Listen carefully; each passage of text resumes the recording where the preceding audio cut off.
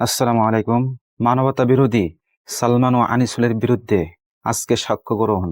জুলাই গণ অভ্যুত্থানে সংঘটিত মানবতা বিরোধী অপরাধের মামলায় সাবেক মন্ত্রী আনিসুল হক ও সালমান এফ রহমানের বিরুদ্ধে আনুষ্ঠানিকভাবে সাক্ষ্য গ্রহণ শুরু হচ্ছে আজকে। আন্তর্জাতিক অপরাধ ট্রাইব্যুনাল প্রথম দিনই একজন আহত আন্দোলনকারী নিজের সাক্ষ্য তুলে ধরবেন। গত 10 ফেব্রুয়ারি প্রসিকিউশনের প্রারম্ভিক বক্তব্যের মাধ্যমে এই বিচারিক প্রক্রিয়া আনুষ্ঠানিকভাবে যাত্রা শুরু করে। এই মামলায় মোট 28 জন সাক্ষী রয়েছেন, যার মধ্যে আজ প্রথম দিনই একজন আহত জুলাই জবানবন্দি দেবেন। প্রসিকিউশনের দাবি অনুযায়ী সালমান এফ রহমান ও আনিসুল হক জুলাই আন্দোলনের দমনে কারফিউ জারি এবং ছাত্র জনতার বিরুদ্ধে মিথ্যা মামলা সাজানোর প্রধান পরিকল্পনাকারী ছিলেন। একই ট্রাইব্যুনালে কল্যাণপুরের জাহাজবাড়িতে 9 জন তরুণকে জঙ্গি সাজিয়ে হত্যার অভিযোগে সংক্রান্ত একটি মামলার শুনানিও আজ নির্ধারিত রয়েছে। অন্যদিকে কুষ্টিয়ায় 6 জনকে হত্যার দায়ে অভিযুক্ত হাসানুল হক ইনুর বিরুদ্ধে চলমান মামলার আজ তার সাফাই সাক্ষীকে জেরা করবে প্রসিকিউশন। বিচারের লক্ষ্যে সালমান এফ রহমান, আনিসুল হক এবং হাসানুল হক ইনুকে এর মধ্যে ট্রাইব্যুনালে হাজির করা হয়েছে।